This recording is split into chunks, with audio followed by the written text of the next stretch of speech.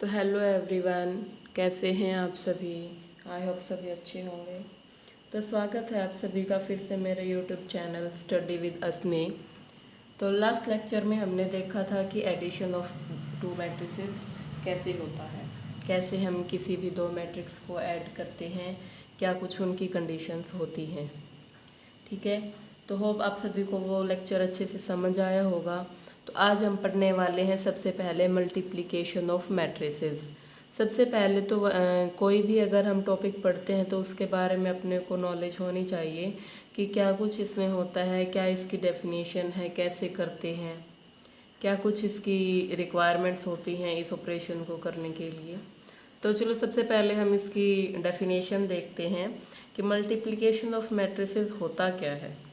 तो देखिए, the product of two matrices A and B is defined if the number of columns of A and number of rows of B are equal. यहाँ पे आपको ध्यान देना है कि इसने एक बात कही है कि अगर आपको ए मैट्रिक्स और बी मैट्रिक्स का प्रोडक्ट करना है तो उसके लिए कंडीशन हो गई यहाँ पे कि जो ए मैट्रिक्स है उसके तो नंबर ऑफ कॉलम्स और जो बी मैट्रिक्स है उसकी नंबर ऑफ रोज क्या होनी चाहिए, इक्वल होनी चाहिए। तो सबसे पहले तो आपको ये ध्यान में रखना है मल्टीप्लिकेशन करने से पहले कि जिन दो मैट्रिसेज का आप प्रोडक्ट कर रहे हो, जो पहली मैट्रिक्स है उसकी तो नंबर ऑफ कॉलम्स और जो दूसरी मैट्रिक्स बी है उसके नंबर ऑफ रोज इक्वल हैं या नहीं है। ठीक है, तो इसके बाद आप क्या करोगे, let A be an m cross n order की कोई मैट्रिक्स ली है हमने ए, और बी ली है कोई एन क्रॉस पी ऑर्डर की मैट्रिक्स। हमने ये ऑर्डर भी इसी तरीके से चूज़ किया है कि जो ए मैट्रिक्स है उसके नंबर ऑफ कॉलम्स इसमें एन है, जो बी मैट्रिक्स है उसकी नंबर ऑफ रोज भी इसमें एन है। तो ये कंडीशन अपनी यहाँ पे फुलफिल होती है कि इसके नंबर ऑफ कॉलम्स और बी मैट्रिक्स के नंबर ऑफ रोज इक्वल होने चाहिए। तो हमने कोई भी दो मैट्रिक्स ली, अगर ए और बी, ए का ऑर्डर जो है एम क्रॉस एन है, एम रोज हैं इसमें, एन कॉलम्स हैं, और बी जो मैट्रिक्स है उसमें एन क्या है, नंबर ऑफ रोज हैं, और जो पी है नंबर ऑफ कॉलम्स हैं।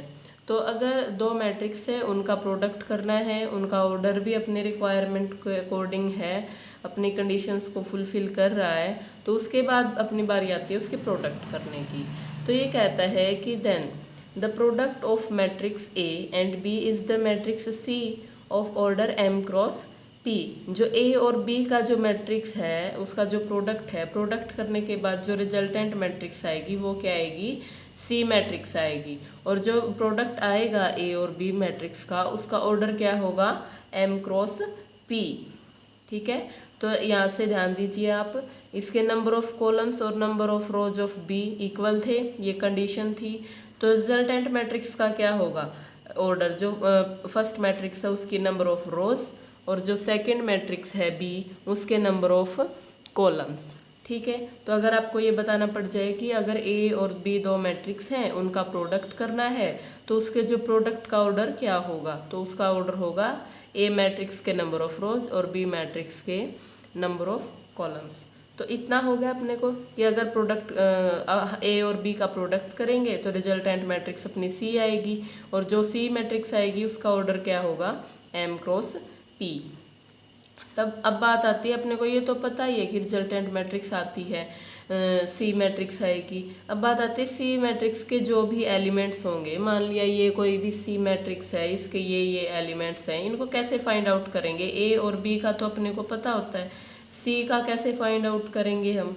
तो उसका क्या मेथड है कि सी i k element, C i k element का मतलब क्या है कि ith रो और kth कॉलम, मतलब अगर सी अपने को जो फर्स्ट रो और सेकंड कॉलम का जो कॉमन एलिमेंट है C12, अगर वो फाइंड आउट करना है तो कैसे करेंगे, या C22, कोई भी रैंडम एलिमेंट पूरी मैट्रिक्स में से कोई भी एलिमेंट फाइंड करना हो, C11 C12, वो कैसे फाइंड आउट करते हैं। तो देखिए, C i k element of matrix is the sum of element wise product, ध्यान दीजिए यहाँ पे एलिमेंट वाइज प्रोडक्ट बोला इसने, of ith row of matrix A and kth row of matrix B.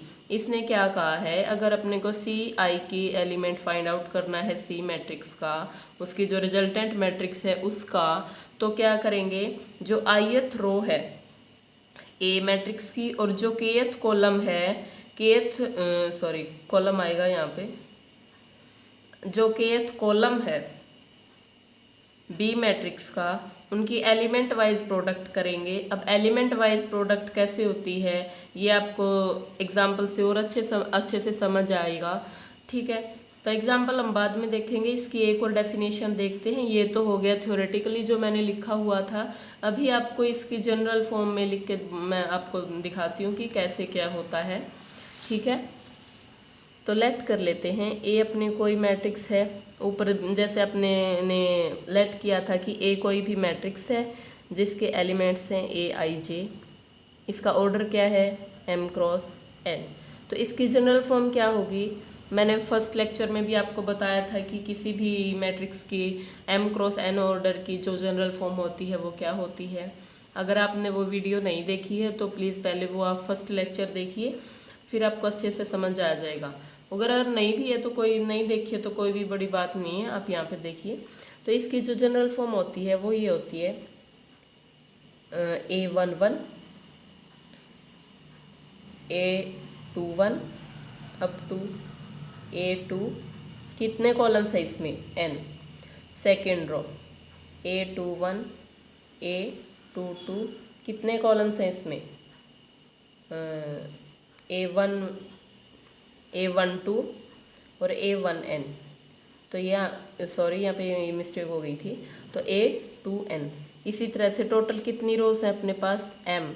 तो ये यहाँ पे कौन सा एलिमेंट आएगा, AM1, यहाँ पे आएगा AM2 अप टू AMn। तो ये इसकी जनरल फॉर्म। ठीक है, इसके बाद देखते हैं हम कोई भी बी मैट्रिक्स ली है, जैसे हमने बी मैट्रिक्स किस ऑर्डर की ली है, एन क्रॉस पी की।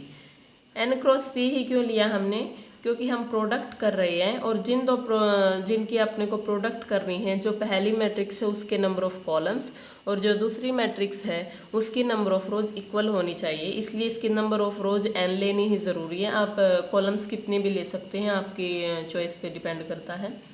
तो ये इसकी जनरल फॉर्म क्या होगी, इसी तरह से B11 B12 up to B1p, B21 B22 up to B2p। अब टोटल नंबर ऑफ रोज कितनी है इसमें, n। Bn1 Bn2 up to Bnp। ठीक है, अब इसने बोला है हमको कि अपने को क्या करना है, ए मैट्रिक्स और बी मैट्रिक्स का प्रोडक्ट करना है। तो देखिए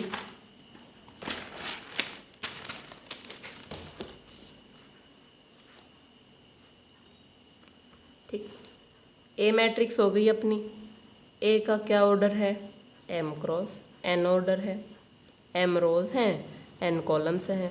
बी मैट्रिक्स है, बी का क्या ऑर्डर है, एन क्रॉस पी, एन रोज हैं पी कॉलम्स हैं। ठीक, तो अपने जो रिजल्टेंट मैट्रिक्स आएगी, अपने को पता है डेफिनेशन में देखा था कि उसका क्या होगा ऑर्डर, जो ए मैट्रिक्स है उसके नंबर ऑफ रोज और जो बी मैट्रिक्स है उसके नंबर ऑफ कॉलम्स। तो इसका ऑर्डर क्या होगा अपने को पता है, एम क्रॉस पी। ठीक है, जो सी मैट्रिक्स आएगी अपनी उसका ऑर्डर क्या होगा, एम क्रॉस पी। ठीक, अब अपने को इसका अगर जो सी जो मैट्रिक्स है वो एम क्रॉस पी ऑर्डर की है, तो इसके एलिमेंट्स कैसे होंगे, C11 C12 up to C1p, C21 C22 up to C2p, और यहाँ पे कैसे आ जाएगा, CM1 CM2 up to CMP। अब इतना तो अपने को पता है। ठीक, अब इन एलिमेंट्स को फाइंड कैसे करेंगे कि इसकी वैल्यू क्या होगी। ठीक है, C11 की, C12 की, C1p की। तो CI के एलिमेंट लेट कर लेते हैं, अपने को फाइंड आउट करना है इसमें। ठीक है, तो CI के एलिमेंट को कैसे फाइंड आउट करेंगे ये अब मैं आपको बताती हूँ। ठीक है, जैसे अपनी ए मैट्रिक्स है यहाँ पे। ठीक, ए मैट्रिक्स क्या थी अपनी, A11 A12 up to A1n, A21 A22 up to A2n, कहाँ तक थी,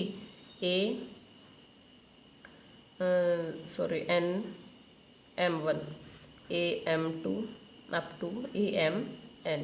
बी मैट्रिक्स क्या थी अपनी, B11 B12 up to B1P, B21 B22 up to B2P, ठीक।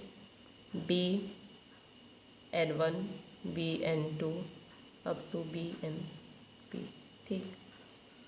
ये तो पता है अपने को, C क्या है, इस A मैट्रिक्स का और इस B मैट्रिक्स का प्रोडक्ट है, ठीक। अब लेट कर लो, आपको अगर आपको C11 एलिमेंट फाइंड आउट करना है तो कैसे करोगे, ठीक। क्या बताया था डेफिनेशन में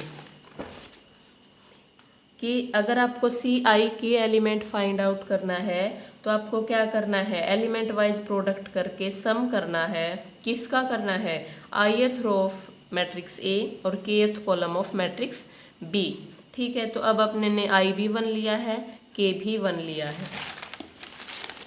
तो देखिए C11 फाइंड आउट करना है तो ये I क्या है यहाँ पे 1, K क्या है 1, तो ith row of element matrix A, तो ith मतलब I क्या है 1, तो first row of element matrix A and first column of matrix B, इसकी एलिमेंट वाइज प्रोडक्ट करनी है। C11 फाइंड आउट कर रहे हैं हम। एलिमेंट वाइज का प्रोडक्ट का क्या मतलब है, A11 की B11 के साथ, A12 की B21 के साथ, इसी तरह से आगे जैसे जैसे जाते जाएंगे A1n की BN1 के साथ। तो क्या आ जाएगा, A11 into B11 plus A12 into B21 up to A1n into BN1, ठीक है। 1 1 आ गया है यहाँ से, ठीक। अब अगर अपने को C21 फाइंड आउट करना है, लेट कर लेते हैं आपको C21 फाइंड आउट करना है तो क्या करेंगे, जो A मैट्रिक्स है उसकी सेकंड रो, ठीक, जो B मैट्रिक्स का उसका फर्स्ट कॉलम, ये फर्स्ट कॉलम हो गया, इसकी एलिमेंट वाइज प्रोडक्ट करेंगे। A21 की B11 के साथ क्या होगा, A21 B11 plus A22 B21 up to A2n into BN1, ठीक है। तो इसी तरह से आप कोई भी मैट्रिक्स की, जो C मैट्रिक्स को उसके सारे एलिमेंट्स को फाइंड आउट कर लोगे, ठीक। एक और मैं आपको फाइंड आउट करके बताती हूँ।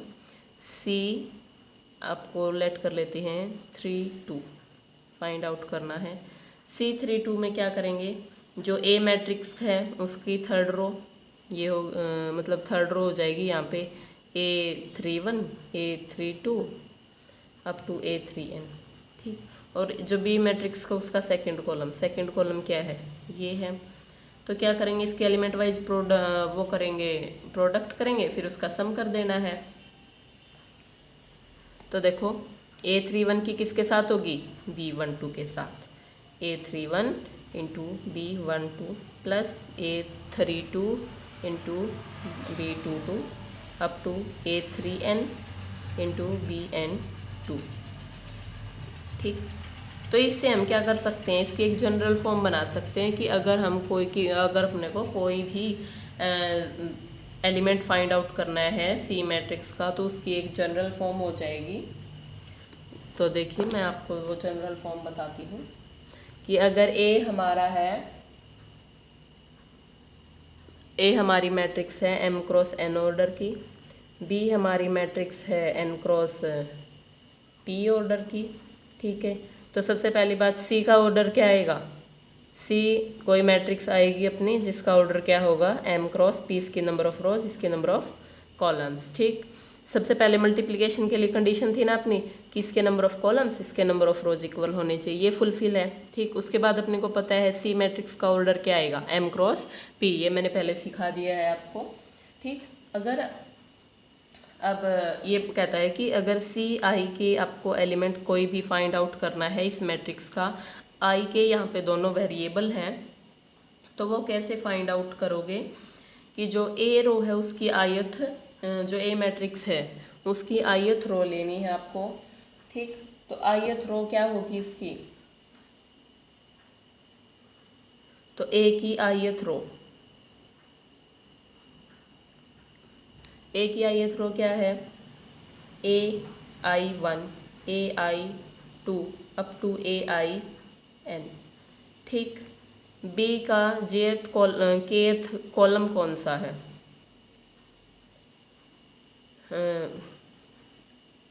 BK1, नहीं sorry, B1K, B2K up to B2P, नहीं BNK, सॉरी BNK। तो इसका ये कॉलम है, इसकी ये रो है। ठीक, अब ए का जो आयत रो है क्या है अपनी, AI1, AI2 up to AIN, और जो बी का केथ कॉलम है वो क्या है, A1K, B2K up to BNK। ठीक, इनकी एलिमेंट वाइज प्रोडक्ट करके सम करना है, तो क्या होगा, CIK is equal to AI1 into B1K plus AI2 into B2K up to AIN into BNK। ठीक है, तो अब इसमें आप कोई भी एलिमेंट फाइंड आउट करना है, तो अगर I1 2 फाइंड आउट करना है तो I को 1 रख दीजिए, K को 2 रख दीजिए और सारे एलिमेंट्स की प्रोडक्ट करके उसका सम कर दीजिए, तो वो आपका एलिमेंट आ जाएगा। ठीक है, ये आपकी जनरल फॉर्म हो गई कोई भी एलिमेंट फाइंड आउट करने की। ठीक है, इसको आप ज़रूर ध्यान में रखिएगा। इसका प्रूफ भी हो गया कि ये कैसे आया है कि जो आयत रो है और केथ कॉलम है बी का, जो आयत रो ए है उसकी जो एलिमेंट वाइज प्रोडक्ट की हमने, सबसे पहले ये हो गया एलिमेंट वाइज प्रोडक्ट, फिर उसके बाद इनका हो गया सम। ठीक है, आई होप आपको ये समझ आया है। तो इसके बाद आपको मैं इसके जो मल्टीप्लिकेशन ऑफ मैट्रिक्स है इसके एग्जांपल्स कराऊंगी। तो जो इसके एग्जांपल्स हैं वो हम देखेंगे नेक्स्ट लेक्चर में। तब तक आप इसको रिवाइज कीजिएगा, आपको ये अच्छे से समझ आ जाएगा। थोड़ा सा कॉम्प्लिकेटेड टॉपिक है एडिशन वाले से, और कुछ भी नहीं है। आप 1-2 बार इसको प्रैक्टिस करेंगे तो आपको और भी इजी लगने लगेगा। तो ठीक है, thank you guys, thank you for watching this video and please अगर आप नए हैं तो मेरे चैनल को सब्सक्राइब कीजिए और बेल नोटिफिकेशन को प्रेस कीजिए, ताकि आपको जो नई नई वीडियोस हैं उनकी अपडेट सबसे पहले आपको मिलती रहे। तो thank you everyone, thank you for watching this video.